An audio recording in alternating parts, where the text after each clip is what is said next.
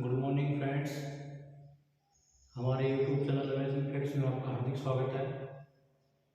जैसा कि आप सभी को विदित है, मैंने आपको अमेजिंग फैक्ट्स के बारे में जो क्लासेज है हमारे यूट्यूब चैनल उसमें 2-3 टॉपिक्स बताए थे आपको। जैसे तो राम सेतु था, एक सरोवर नाल्य था। उसके बाद हमारा जो अमेजिंग फैक्ट्स है उसके अंदर जो हमारा टॉपिक है वो सबसे महत्वपूर्ण टॉपिक वो है बेरोजगारी।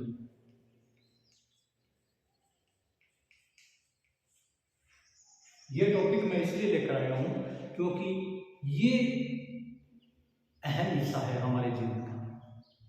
इसके बिना जीवन जो है नहीं चलता। बेरोजगारी का मतलब ये होता है जिसके नाम के आगे अगर बेरोजगार जुड़ जाए तो उसके जीवन में क्या क्या परिवर्तन आते हैं उसका हमें नकारात्मक प्रभाव देखने को मिलता है। क्योंकि बेरोजगारी शब्द एक ऐसा शब्द है जिसके नाम के आगे अगर जुड़ जाए तो वो व्यक्ति उसका जीवन जो है वो अलग ही दिशा में चल जाता है। जैसे हमारे देश की बात करें, हमारे देश जो एक विकासशील देश माना जाता है। भारत को विकासशील देश इसलिए कहा जाता है क्योंकि हम विकसित होने के कगार पे। कई ऐसे देश हैं जो डेवलपमेंट कर चुके हैं, यानी एक तो होता है विकास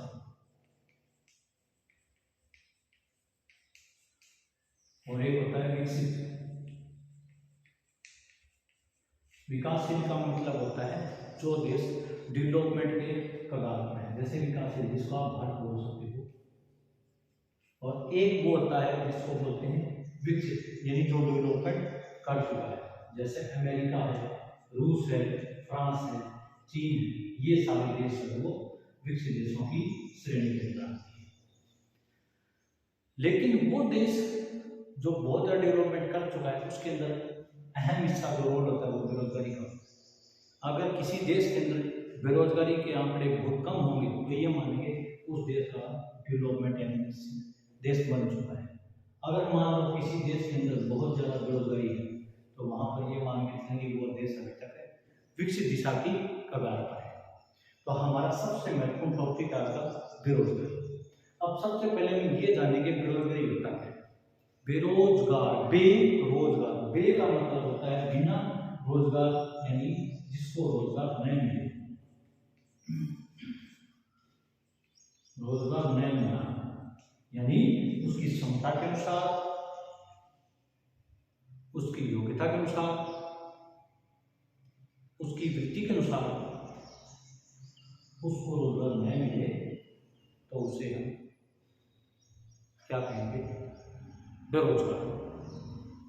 अब हम बात करें बेरोजगारी की। बेरोजगारी कितने प्रकार की होती है?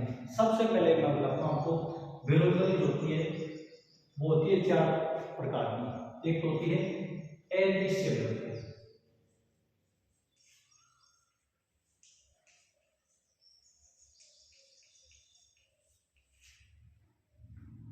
अदृश्य बेरोजगारी का मतलब होता है वो बेरोजगारी जिसमें हमें रोजगार मिल रहा है लोगों को लेकिन दिखाई नहीं देता।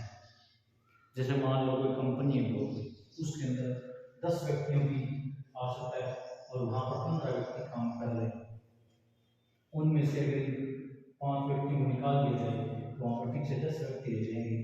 अब वो फैक्ट्री, वो कारखाना तो चल रहा है लेकिन वो 5 व्यक्ति बेरोजगार हो चुके हैं। तो वो होगी अदृश्य, यानी हमें दिखाई नहीं देती, उसे बोलेंगे अदृश्य बेरोजगारी। उसके बाद एक बेरोजगारी होती है खुली बेरोजगारी।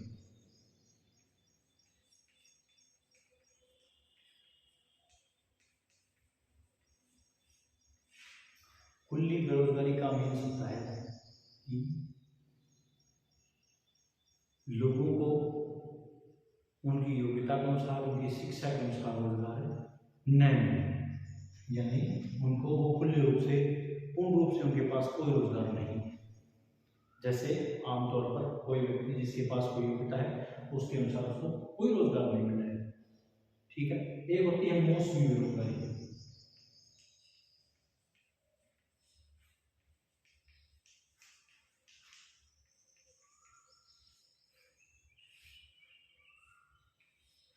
मौसमी बेरोजगारी, मौसमी बेरोजगारी का मतलब होता है, अब इसमें क्या आगे शब्द जुड़ा है मौसमी, यानी मौसम के अनुसार।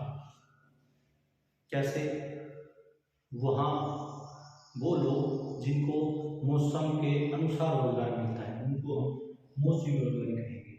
फॉर एग्जाम्पल, जैसे मैं आपको बताता हूँ, जैसे अपने हरियाणा के अंदर, पंजाब के अंदर, यूपी बिहार के लोग आते हैं फसली सीजन के दौरान, वो 1 महीने 2 महीने तक वहाँ कार्य करते हैं उन मौसम के दौरान, अप्रैल मई में, क्योंकि वो उनको इस मौसम में उनको काम मिलता है यहाँ हरियाणा में, तो मौसम के अकॉर्डिंग ही वो काम करने आते हैं, इसलिए उनको कहा जाता है मौसमी बेरोजगारी। ठीक है, एक होती है शिक्षित बेरोजगारी।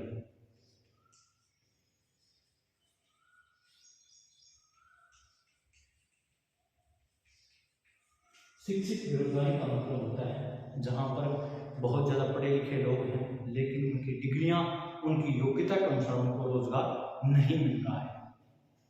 उनके पास डिग्रियाँ हैं, उनके पास योग्यता है, लेकिन उनकी योग्यता के अनुसार उसको रोजगार नहीं मिल रहा है, उसको बोलते हैं शिक्षित बेरोजगारी। अदृश्य बेरोजगारी, मौसमी बेरोजगारी, खुली बेरोजगारी और शिक्षित बेरोजगारी। ठीक है, ये है। एक होती है चक्रीय बेरोजगारी।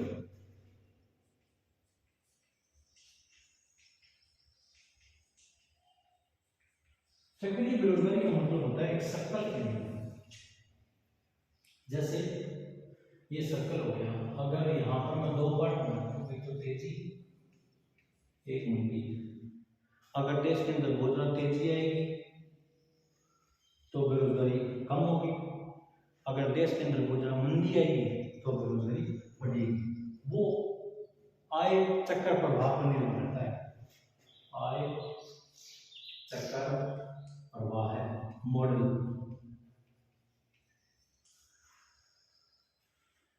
अब बात करते हैं बेरोजगारी के आंकड़ों की।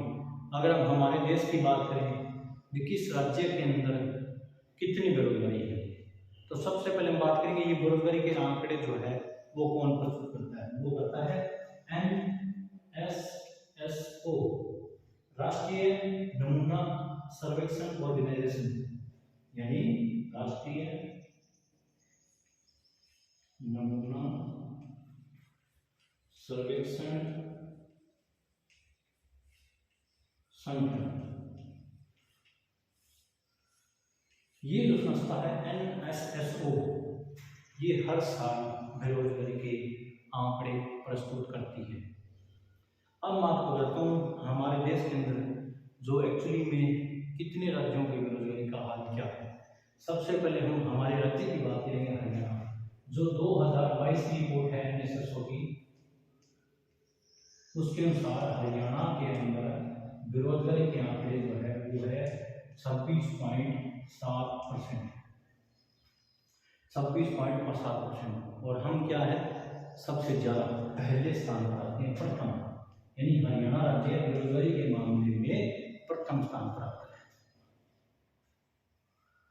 उसके बाद राजस्थान, जो हमारा पड़ोसी राज्य है,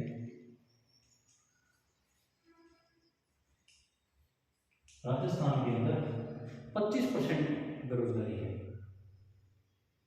25% लोग जो है राजस्थान में बेरोजगार हैं।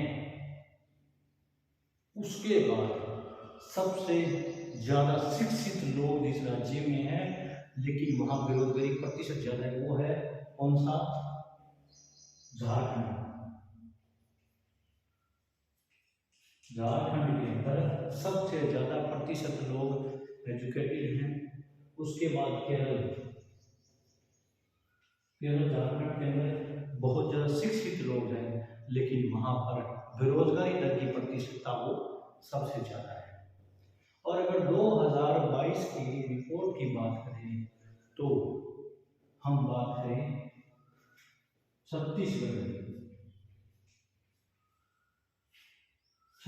राज्य के अंदर सबसे कम बेरोजगारी का आंकड़ा माना गया है। और एक सिक्किम राज्य है, सिक्किम राज्य के अंदर